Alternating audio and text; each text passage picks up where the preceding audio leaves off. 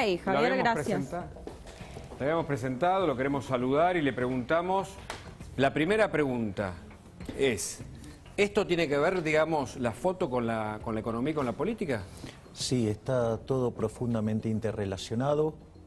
Desde mi punto de vista, y esta es una apreciación personal en el plano profesional, que los valores morales de una economía guardan perfecta relación con sus instituciones y eso se traduce en el funcionamiento del sistema económico. Por lo tanto, esto es parte de un problema más grande y con consecuencias gravísimas para la población. Y estamos viendo una situación donde tenemos un presidente que es un inmoral, es un tirano y es un traidor. Es un inmoral porque él no desconoce las reglas. Él es profesor de la Universidad de Buenos Aires en la Facultad de Derecho. Conoce bien cómo son las reglas. Y él fijó además un conjunto de reglas y no las estaba cumpliendo. Es decir, con lo cual eso lo lleva al plano del tirano. Es decir, las reglas yo se las impongo al resto, dice, pero para mí no. O sea, yo quedo excluido de la regla. ¿Por qué? Porque se cree que pertenece a una casta superior. O sea, ese es el motivo por el cual este poder ejecutivo está derivando en una tiranía. Si eso lo complementamos con un Congreso, ¿sí?, que cada vez se parece más a una oligarquía, ¿sí?, esto constituye una situación de donde los dos poderes, el Ejecutivo y el Legislativo, están funcionando mal. Si además encima el Judicial no funciona, claramente la República está fallida. Y además es un traidor. Porque lo primero es que cuando uno se equivoca, se tiene que hacer cargo de los errores. Él no puede estar desconociendo lo que pasa en la casa. Y si se encontraba con ese cuadro, debería haber tenido la misma energía que tenía para cuestionar a otros y poner la casa en orden, y no lo hizo. Segundo, que es horroroso, echarle la culpa a un tercero. O sea, pero eso es típico de la corporación política en Argentina. Siempre la culpa es del otro, la culpa del otro, la culpa del otro. Él, fiel a eso, le echó la culpa a otra persona. Con el agravante que esa otra persona, ¿sí?, pertenece a su grupo familiar, es su pareja. Por lo tanto, digamos, es un traidor. Es decir, ni siquiera protege a los propios. Es decir, se equivoca y encima deriva la culpa hacia otro lado y hacia un familiar. Es un tipo perverso, es de la peor escoria humana. Ahora, o sea, discúlpame, Agustina, este tipo merece ser enjuiciado, hay que hacerle juicio político y hay que llevarlo a una causa penal. ¿Y pensás que va a pasar algo en la justicia, efectivamente? No lo sé, porque, digamos, la justicia no ha dado grandes muestras de independencia, ¿sí? Y el Congreso también me deja mis dudas, porque además, estas mismas cosas que se le filtraron a Alberto Fernández, del otro lado también están, ¿eh? Con lo cual puede ser que del otro lado tampoco tengan mucho interés de que esto fluya. Sobre el tema de la filtración, porque en verdad fue un trabajo, en este caso de Guadalupe Vázquez, un trabajo periodístico, digo, más allá... pero a ver, lo que yo digo es... por favor, para marcar la diferencia, no estoy cuestionando, de lo que digamos, muchos dicen el fuego amigo, viste, que salió de ahí, y otros dicen la responsabilidad efectiva del presidente y un laburo periodístico que develó lo que estaba pasando. A ver, hay un dicho... Sí, hay un dicho un poco fuerte. Dice, a nadie le gusta que se encuentren orinando fuera del tarro, ¿sí? Sí. Ahora, vos eso lo podés evitar de dos maneras. No haciéndolo o tratando de que no te pesquen. O sea, Alberto Fernández hace estas cosas y pretende que no lo encuentren. El motivo por el cual, se encontró, después es otro problema. El problema central es el hecho, el acto, claro, ¿sí? Después, festejo y aplaudo la labor de Guadalupe. Que es una periodista formidable que tengo muchas veces la suerte de encontrarla acá en el programa que hace con Pancho Olivera. Sí. Festejo, una gran profesional. Pero no sé cuál es la relación con muchos eso. Hablan que la foto representa la casta política en la que vos ahora podés ser incluido porque estás teniendo, según las encuestas, un nivel de aceptación de gran parte de la población. ¿Qué vas a hacer cuando estés dentro de la política para cambiar el humor social, que no le quiere la política, justamente por la foto? A ver, justamente el principal elemento por el cual yo me meto acá es para dar una forma de dar la pelea desde el punto de vista moral. ¿Sí? La batalla es contra el status quo, ¿sí? Que es la casta política, y eso se refleja en varias cuestiones. Hugo, no es solamente la inmoralidad de Alberto ahí. Digo, la política económica también está en la inmoralidad. Que el gobierno te incremente las restricciones para comprar dólares, eso también es inmoral. ¿Por qué es inmoral? Es inmoral por lo siguiente, porque si vos te ganás tu dinero honestamente, vos lo podés gastar en lo que se te dé la gana, ¿ok? Ya sean bienes presentes o bienes futuros. Bueno, bienes futuros es tu consumo futuro. Digo, en Argentina, digamos, para pasar el consumo del presente al futuro, y en pesos no te podés quedar, porque históricamente el que se quedó en pesos perdió siempre. Entonces, por lo tanto, te condiciona tu conjunto de consumo, te lo está achicando tu conjunto de consumo futuro. No solo eso, sino que además te obliga a retener pesos, con lo cual te aumenta la base imponible del impuesto inflacionario, con lo cual te cobran más impuesto inflacionario, que además es un impuesto que es un robo, como todos los impuestos, pero con el agravante adicional, que ni siquiera pasa por el Congreso, porque es un impuesto no legislado. Entonces, digo, la inmoralidad está ahí. ¿Querés que discutamos inmoralidad en el vacunatorio VIP? Es todo inmoral. El sistema es inmoral. Foto, Javier, ¿por qué se sacan la foto? Esta es la pregunta. Porque creen que son impunes. Porque el sistema está fallido. Creen que no tiene consecuencia. Ahora, al margen que no deberías hacerlo. Primero se negó, después tuvieron que salir a admitir el error. ¿Qué dice eso? Porque además es un mentiroso. Es decir, en esta semana hemos visto todo lo peor que se puede ver de la casta política. Entonces, vamos a ver cuán a la altura está la oposición de esto. O eso al final una pseudo-oposición. Porque es interesante, porque si la oposición le va a fondo con el juicio político, el oficialismo va a quedar expuesto como un conjunto de impresentables. Ahora bien... No tiene los votos igual la oposición. No importa, pero tiene que ir al fondo igual y apuntar a que los deje como unos impresentables o van a terminar haciendo jueguito para la tribuna, porque del lado de la pseudo oposición también hay gente con estos problemas. Vamos. ¿Qué le decís a los que dicen que vos llegas a la política, la gente está cansada de la casta, entre comillas, política, llegás con un discurso que le queda cómodo a la ciudadanía porque venís desde afuera, no tenés archivo y con algo que es inaplicable desde el punto de vista concreto si entras al Congreso? No, es falso que es inaplicable. A ver. Por ejemplo, una de las cosas que yo quiero ir es contra la ley de administración financiera del Estado. ¿Justamente para qué? Por ejemplo, para avanzar en el proyecto de poder renunciar a la dieta. Digamos, hoy no lo puedes hacer. Yo quiero que sea opcional para que justamente actúe el principio de revelación y muestre quiénes van por el oro y quiénes van por el bronce. Por ejemplo, ir contra el régimen de obra pública para ir a un sistema de iniciativa privada a la chilena para que no puedan robar con la obra pública. Por ejemplo, ¿a vos qué te parece que el gobierno nos robe, digamos, entre 5 y 6 puntos del PBI por año? Una locura. Digo, está claro que está mal, ¿no? Digamos, bueno, sí, impuestos por un lado, planes sociales por el otro. No, pero fíjate esto. Nos roban 5 puntos del PBI. Vamos a hacer... ¿Está mal? Sí, sí. ¿Está claro? ¿Son unos ladrones? Bueno, ¿sabes? El mecanismo por el cual roba eso es lo que se llama el impuesto inflacionario, que es la política monetaria del Banco Central. Entonces yo voy a proponer justamente ir a hacer una reforma del sistema financiero para ir a una banca Simon y después a la postre terminar eliminando el Banco Central y que se termine la estafa de los políticos. ¿Cómo se elimina el Banco Central? Es fuerte esa propuesta. Sí, a ver... ¿Y cómo va a funcionar si no hay Banco Central? Bien, lo primero que hay que... Bueno, a ver, los bancos centrales son inventos modernos, o sea, el mundo funcionaba sin Banco Central antes, ¿eh? Ok. El Banco Central de Argentina, de la República Argentina, es de 1935.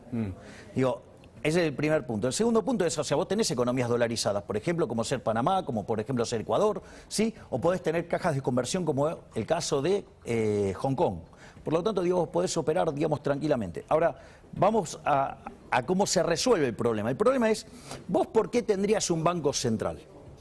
El único motivo por el cual tendrías un banco central es que si vos tenés lo que se llama un sistema de encaje fraccionario, que actúe como prestamista de última instancia. ¿Qué es un encaje fraccionario? Vos ponés 100 de depósitos, el banco guarda 20, presta 80. Esa plata vuelve al sistema, esos 80 van, digamos, los depósitos, y así sucesivamente, y se va creando dinero a partir de eso. ¿Qué pasa? como todas las colocaciones de los bancos son a corto plazo y presta a largo, ¿sí? Y necesita algo que se llama machear la duration de la vida de sus activos con sus pasivos, ¿qué pasa? Si vos tenés una corrida, los depósitos vencen mucho más rápido que los préstamos. Por lo tanto, ¿qué hace el Banco Central? Trabaja como prestamista de última instancia para salvar el sistema financiero.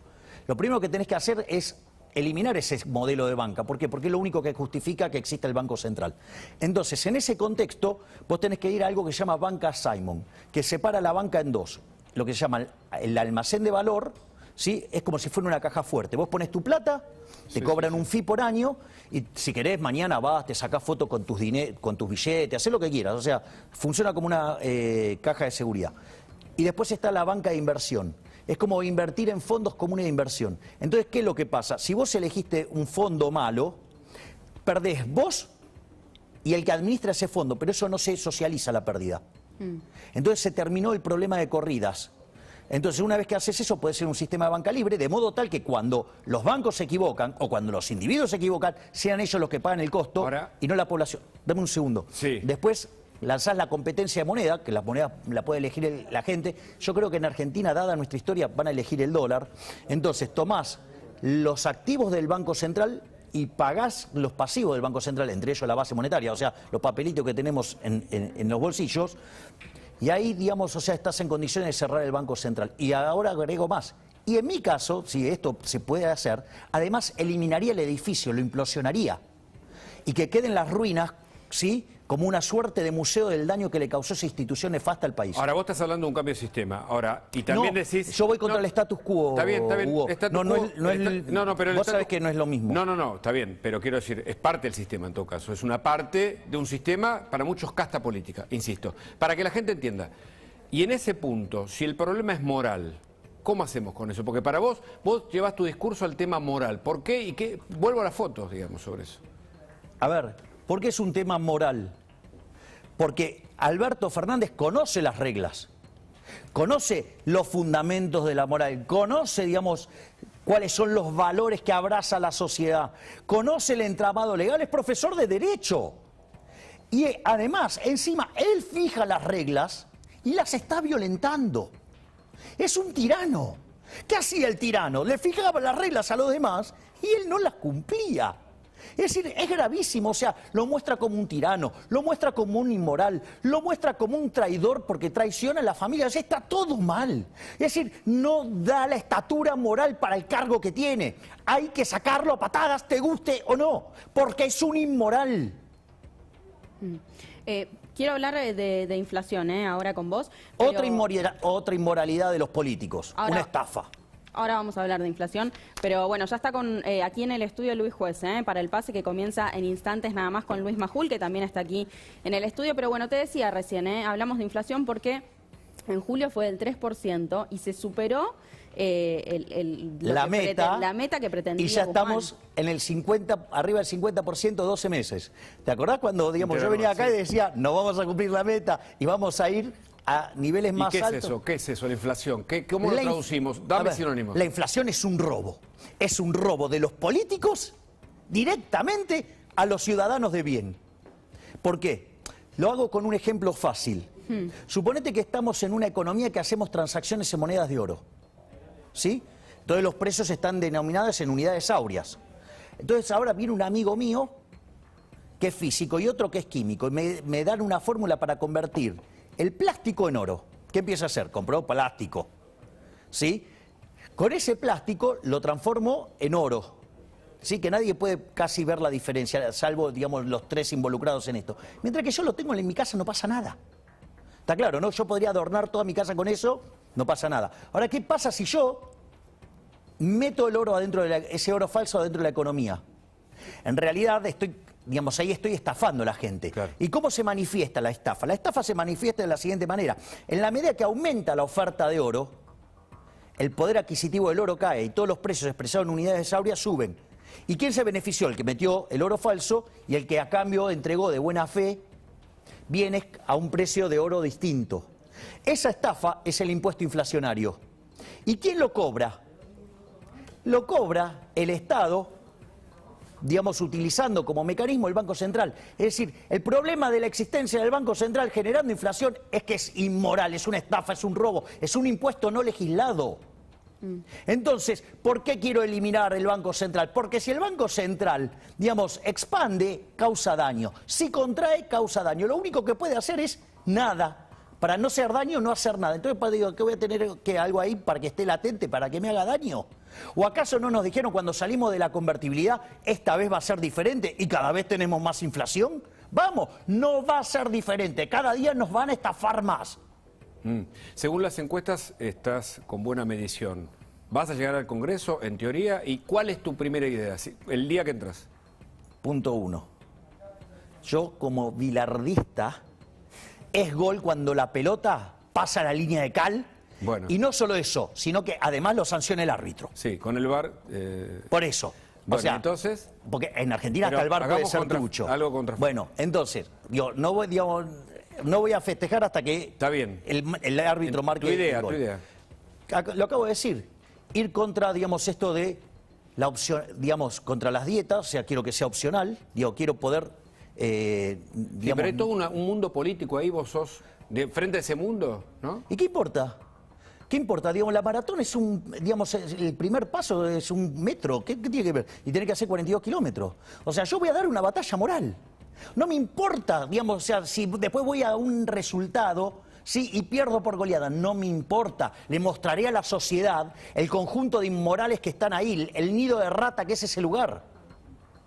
Digo, yo no creo que todos vayan a actuar de la misma manera.